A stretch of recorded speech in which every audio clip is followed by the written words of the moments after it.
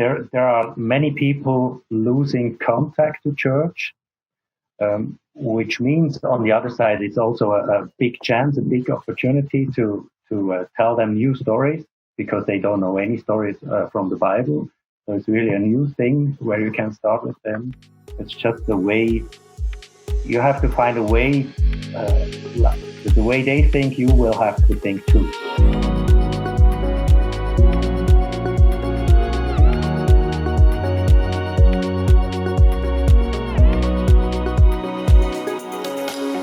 Reverend Matthias Fankhauser, welcome to the Global Conversations on Discipleship podcast. And again, thank you so much for being willing and being available for this call.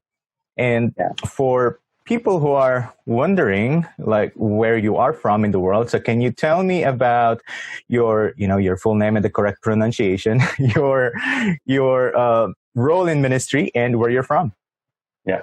Okay, I'm Matthias Fankhauser, which would be the right pronunciation, but it's okay. I am from Switzerland, which is in the Middle East and Central Conference, Europe mostly, and a little part of North Africa.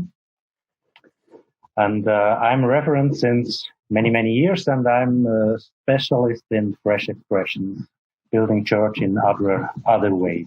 And one of the things that I'm always interested in when I hear about Europe, because I often hear this phrase that Europe is a post-Christian society. And so I think what I would like to ask you next is if you could briefly describe the context in which your ministries operate, the church operate, and the people that you work with. I think the description of post-Christian generation is quite a right description, because it used to be, especially in Europe, that you have these huge churches where all the people could gather just because the church was telling them what they have to do. So it was the usual thing in the towns and cities that you go to church and listen to the pastor and do what he says. So this changed year by year, and now we are really in a time where no one goes to church anymore. It's just about, I think, 1 or 2% of the people really go to church. Some more do still belong to church, but they don't really go to services. So the question now was, how could we reach all these other people? Let's say this. I think there's a statistic saying that 70% of the people are unchurched people by now in Europe, in Switzerland. So the question would be, how could we reach these 70%? Mm. And since they are not in church, we have to go to other places. We have to go to places where they live, to meet them at their interests, and that's how Fresh Expressions works.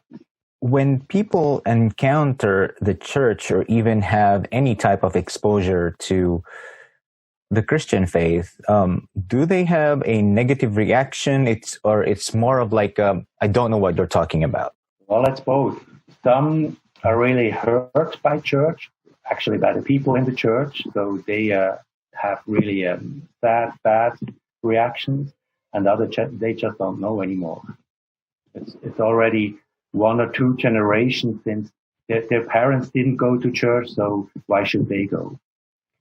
And even some parents, they didn't have parents to go to church, so it's already the second generation which doesn't know anything about church. So there are many people losing contact to church, which means on the other side, it's also a big chance, a big opportunity to tell them new stories because they don't know any stories from the Bible. So it's really a new thing where you can start with them. It's just the way you have to find a way, the way they think, you will have to think too. So it's like Paul, who said, be a Jew for a Jewish people, and so on. Can you tell me what Fresh Expressions is? Shortly said, it's just church in another way. So you just try to reach people, to build community with them. I always say you don't do it for them, you do it with them. So I have many ideas, I'm sure you have too. So you could go either the classic way, you take your idea, do some little concept, and then go and try to gather people. And in fresh expression, we say you have an idea, you search for people sharing the idea and build it up. So it will be a better idea, and then do the stuff with them together. So that's the difference here. Because if you invite unchurched people to help with some project or anything, they will be a part of it, and they will be more likely that they share their coming or their upcoming faith, because everyone has a faith. It's just not always a Christian faith. 70% unchurched people with not a lot of idea about the biblical stories that you and I grew up with. Yep. And you said there's doing church in a different way and connecting with people. So can you share with us some of the ways that you have worked in connecting with people? So, I think I came originally from the Philippines, and sometimes, and I think I also see this in the US, where we invite people to come over to our church and sit in Sunday worship. And I know that that could be maybe part of Fresh Expressions, but based on what you're saying, it's almost like going to where the people are. So How does that play out in your setting? Well, I make two examples. There's one project we have here in Switzerland, which is called, we have two pastors there, and they're pastors like an arrow. They throw the arrow, like the Indians did. Mm-hmm. So they do actually their service with the arrow. So it's a meeting where you can meditate while you throw the arrow. I don't know how to explain it in English, but you get the image. So you're like calm down, have your bow, and throw the arrow through the church. Doing this is a very meditative, spiritual thing, and they talk about a biblical verse or a story they heard about, and they during the bow throwing. So that's one way they gather together with unchurched people. Their interest is just the bow. Or another example would be, it just started a few weeks ago, and she is in a building with an atheist, and the artist is a theological student, and she's talking with the atheist about her believings, about Jesus, about God, about creation. And during this conversation, they built art. And afterwards, they have a show with the art they built. So one is, I think the term is archery. So it's like, the bow and the arrow and gathering people together. Yeah. Yes. Yeah. And then engaging with atheists in conversations, and then doing art together as part of that community building. Yeah. I also grew up in, it was a campus ministry when I was in my university in the Philippines, and we have some campus ministries there. Now, this is also where I was part of, where, we have a booklet, and then we approach strangers and just share with them, like, okay, this is point number 1, 2, 3, and 4. Yeah. And, and then there's an invitation to, do you believe in Jesus? Then if so, then pray this prayer with me. Is that something that is being done in Switzerland? And if you're aware, if that's being done, how do people react to that kind of evangelization? Honestly, I hope they don't do it. That's a classic way to do evangelism. In Fresh Expressions, you really try to meet people, to get them, to connect with them, and to share a little bit of your life with them. So it's not step 1, 2, 3, 4, and then you have to pray the prayer I brought you. So that would be, again, I do something for the people. But we want to do something with the people, which means we have to share our life. So that's really a different thing to do. It's in the conversation let's say this artist with the atheist, it's the conversation about the believing, about God, about Jesus, which helps them together to be on their way. Hopefully, we pray for it, that someday this other artist comes and say, hey, I want to know more about Jesus.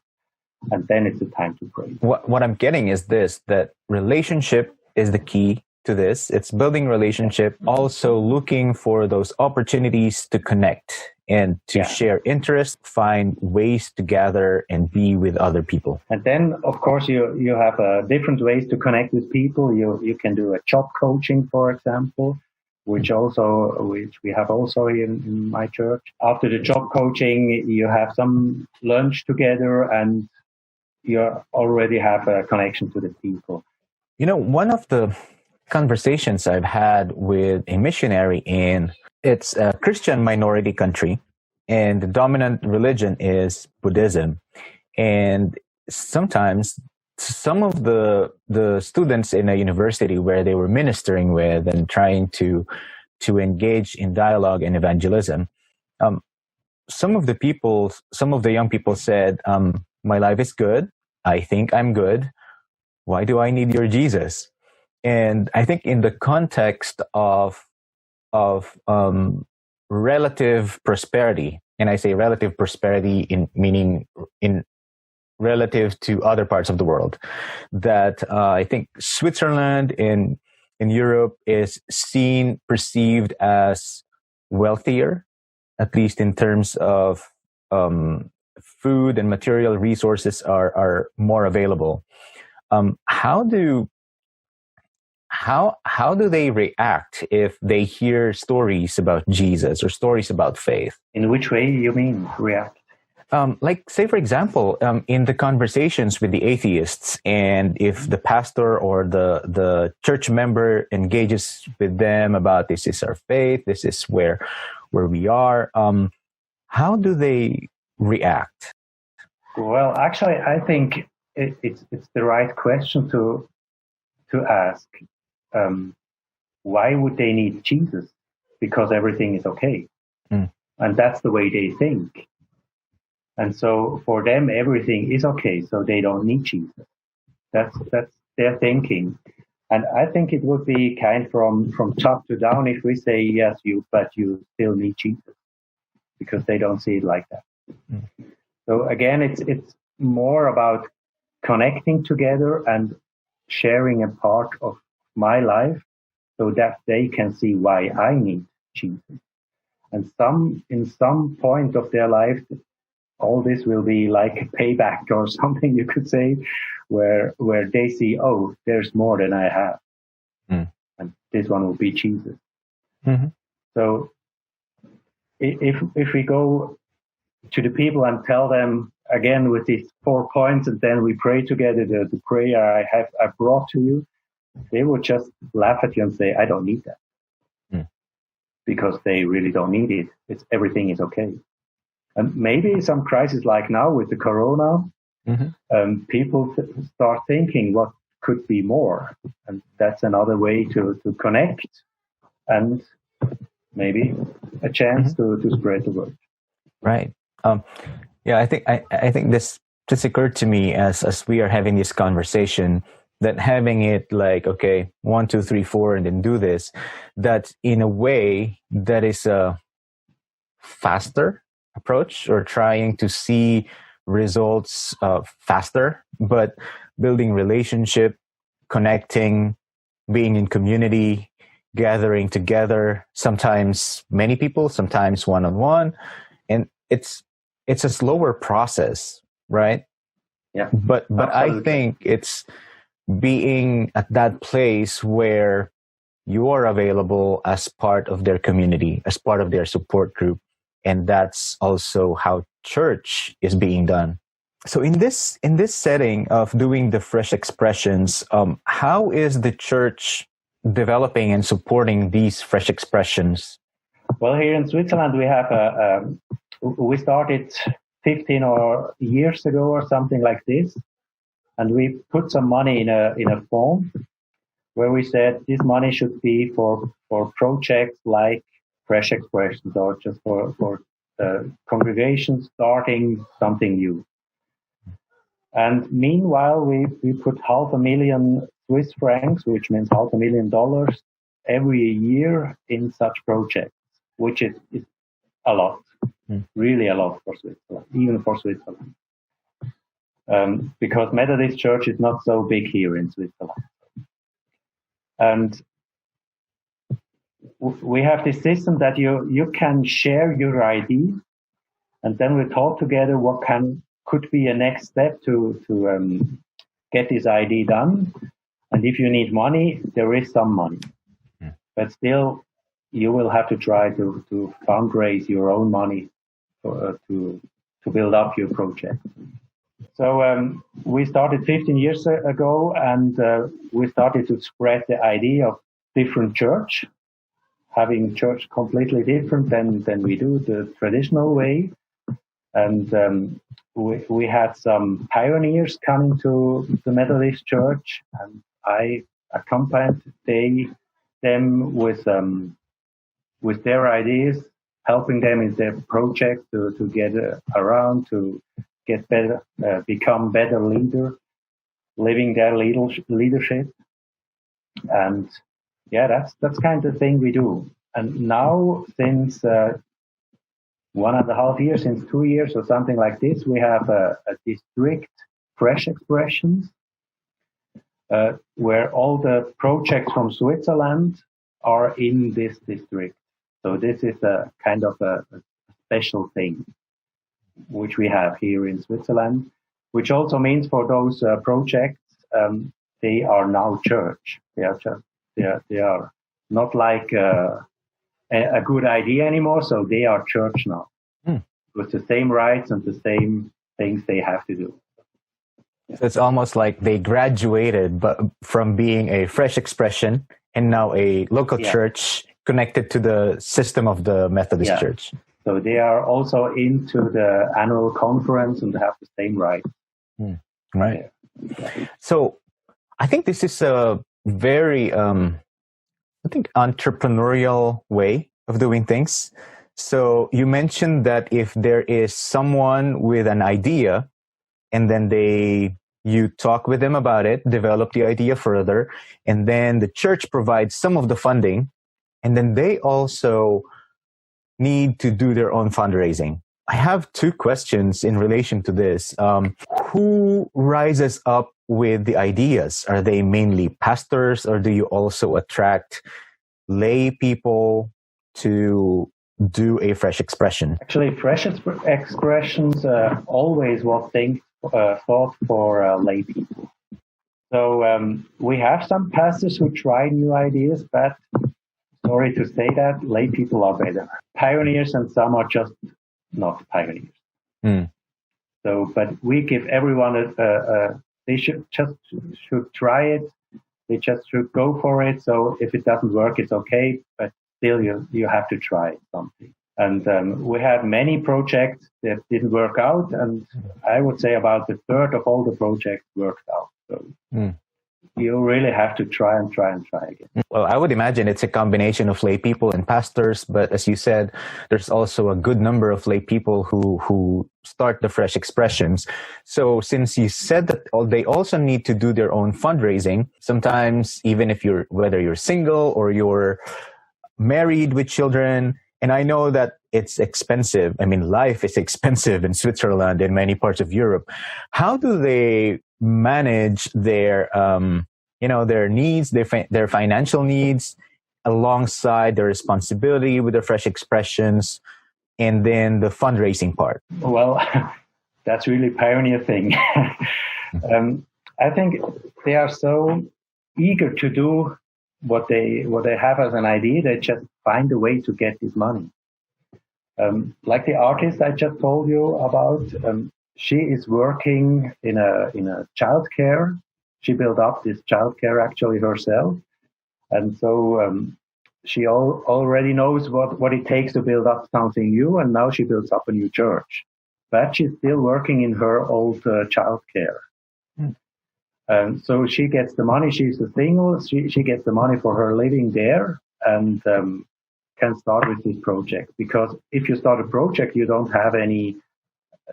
It's not necessary that someone is already occupied there, so you can do it next to your work, beside the work, besides getting the money. So if it grows, then it's getting better if you get an occupation there. But to start, you don't really have to get the money from the church. So yeah, it really sounds like, the startups in the US or even in Europe, where I have an idea, I want to pursue this, I will seek the help of leaders of the church, and then do something very low cost while supporting myself. And then as it grows along, I knock at the church and, hey, I need some help. And so that's also the time that you work at it. Just a little addition. I think that the big step for the church is to get to these pioneers. So what we did here in Switzerland, we started a Methodist pre-innovation, so like a contest, something you could say, where people could just send in their ideas. They only needed the ideas, and we looked at it. And to win, it wasn't any money to win, but it was the support to win. That's just the startup thing. Most people who start a startup, they want the support. They don't need the money to start up. The money comes afterwards. So, and we did it. You can look it up on our homepage. It's still there. And there came a few ideas really from people not from the United Methodist Church. They just saw it and they thought, oh, that's a cool idea. I bring my idea. So that's the way how we get to the pioneers, because usually in the traditional church, you don't have, or you have just a few of the pioneers, and they are already occupied doing stuff in their church. This is an important insight for me as well, because as you said, sometimes in our church, we are so busy with existing ministries, with existing programs and projects, and then identifying someone who's not very busy, but with the ideas to pursue something may be challenging for many different churches. So yeah, I was wondering about the recruitment process, how you recruit the pioneers who will start these fresh expressions. And I think that, I guess that was my answer. You call out, do you have good ideas for engaging with people and sharing your faith? And then they submitted it. It changed our thinking too, the Methodist way to do things. And this again changed the thinking from other congregations about the Methodist Church. So meanwhile, here in Switzerland, other congregations think that the Methodist Church is really innovative, which is actually not so the usual thinking about the Methodist Church. So we had all this contact with the pioneers. We had this contest. We even put some, how do you say it, announces in the paper, in the newspapers, where you can job descriptions there, where you could send your CV to us with an idea, of course. Mm-hmm. So there are a whole lot of different ways we did the last 15 years. And so meanwhile, people think here you can bring your idea and you're going to be helped. You mentioned that sometimes the people don't want the money, or at least not at first, but what they need is support. So in this regard, what kinds of support are they asking, and what kinds of support is the church and you and your folks with the Fresh Expressions provide to these pioneers? Well, I think it's the classical startup thing. You need support about how do I get all this stuff I have to do with the political things around me. You need support in how can I connect with other people. Mm-hmm. You need support in how can I do fundraising, of course. Yeah, what I actually like the best going with them is those. I don't know if you heard about SLI, Spiritual Leadership Incorporation. That's like an annual process you do with a team. So I always encourage them to build up a team and do this process. where you think about your values, your vision, your mission, context you're in, and all this together builds up many interesting information where you can build your strategy to reach the people. So that's what I often do with the people, with the pioneers, and usually it's a good thing to just reflect everything. So it really depends on the pioneer, what he or she brings with him or her, and then we have to see what will be the next step. We are always just looking for the next step. Different types of support depending on the need of the pioneer that comes along. So for example, if somebody comes with an idea and then they go through this process, building a team, reviewing what they need and things like that, is there a regular meeting after, like a mentoring relationship, and then monitoring so that, like 6 months in, 1 year in, how are you doing? What do you need? Things like that. The regular meeting, the mentoring is the right thing to do. We have plans for 1 year, but it's just in a startup too far away. So we do, once again here, just step by step, and we plan the next step, and then we reflect and adjust and do the next step. Mm-hmm. So that's the way we go. And we have the luck here in Switzerland that we have two people.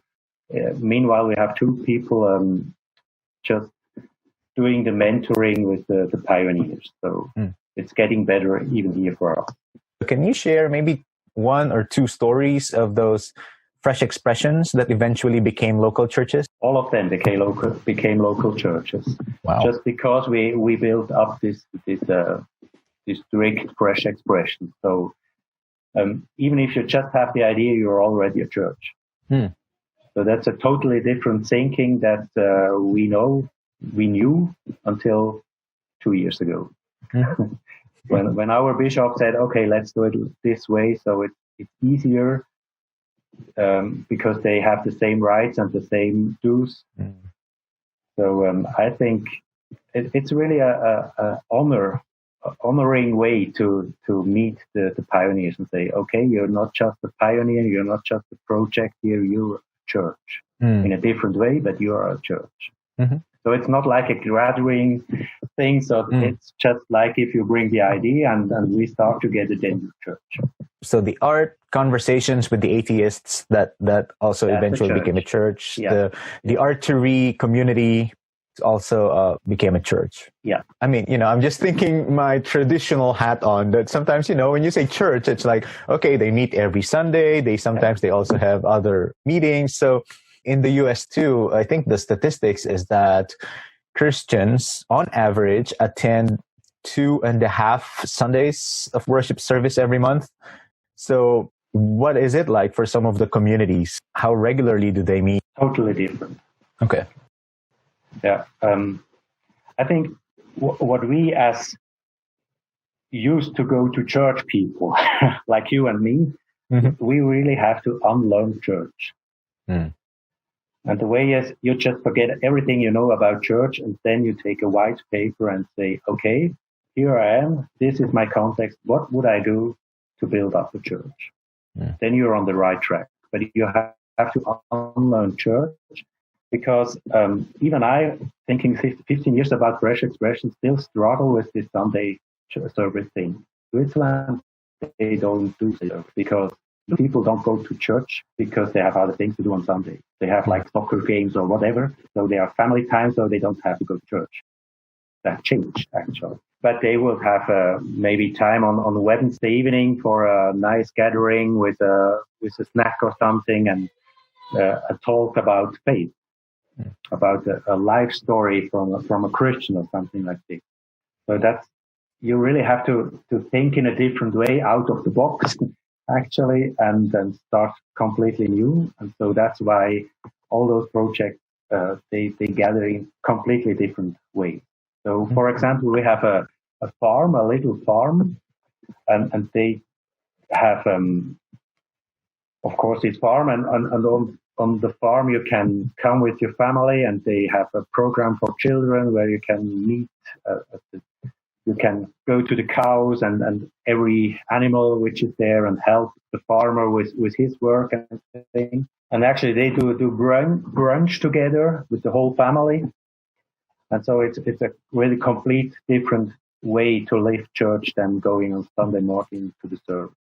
You know, I look back at Acts in the New Testament, right? And they have many different ways of doing church, unlike what we have now, where every Sunday we gather and for maybe an hour and a half. But if we look at the New Testament, they met in houses, they met in prison, they met in the market.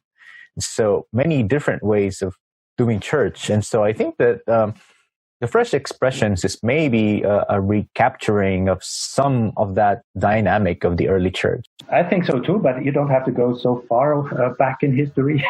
We just go back to Methodism early days, where they did the same thing. Found out what the people really need, and they helped over there. Yeah. So that's. I think it's the same thing with Fresh Expression. Well, I guess I remember John Wesley and George Whitefield and his band of traveling preachers, and they went to the mines, and that's where they reached the people. They went to, I guess, just wherever people were. Yeah. So it's. I think sometimes if we reflect on the cycles of history, it's interesting how we uncover some of the lessons that we can learn from our history, while at the same time addressing our particular contexts. I know that Fresh Expressions originated in the UK. Is that right? Did you get special training in order to start doing this? How did that process go for you? Well, you don't get any training doing Fresh Expressions because it's just a label. But what we did is we had a little group of people from different churches starting up in Switzerland with the idea of Fresh Expressions. And we were gathering together almost every month in the first time. And then we had some people coming from England to Switzerland, and we could share with them, and they could tell about their experience with Fresh Expressions. But one thing in Fresh Expressions is that you always have to adapt it to your country, to your context. Otherwise, it won't work. So it might not work doing any farmer thing in the USA. I have no idea. So you will have to adapt these things to your context wherever you live.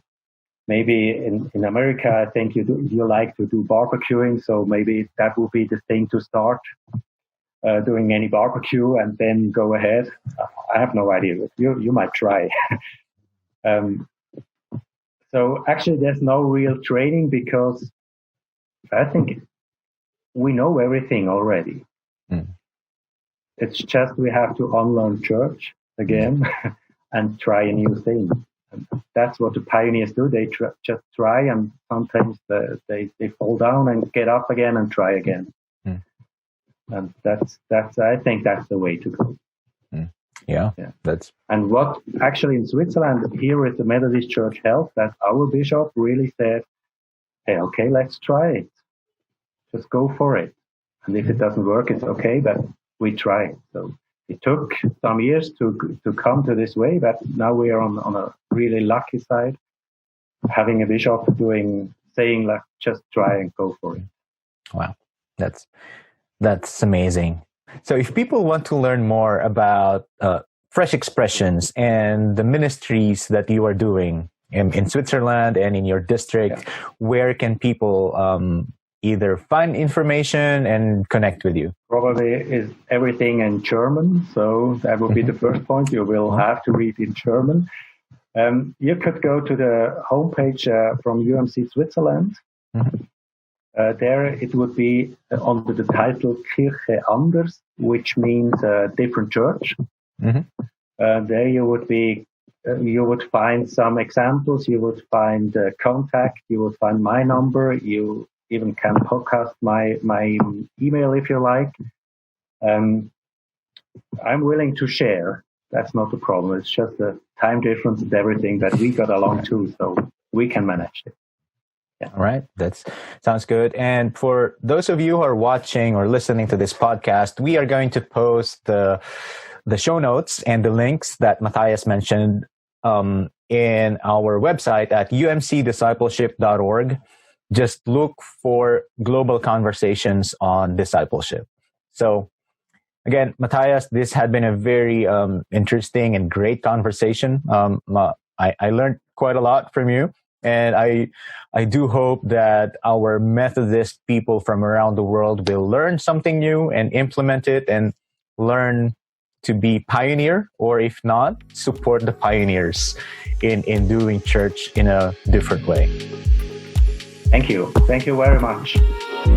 This podcast has been a production of Discipleship Ministries, an agency of the United Methodist Church.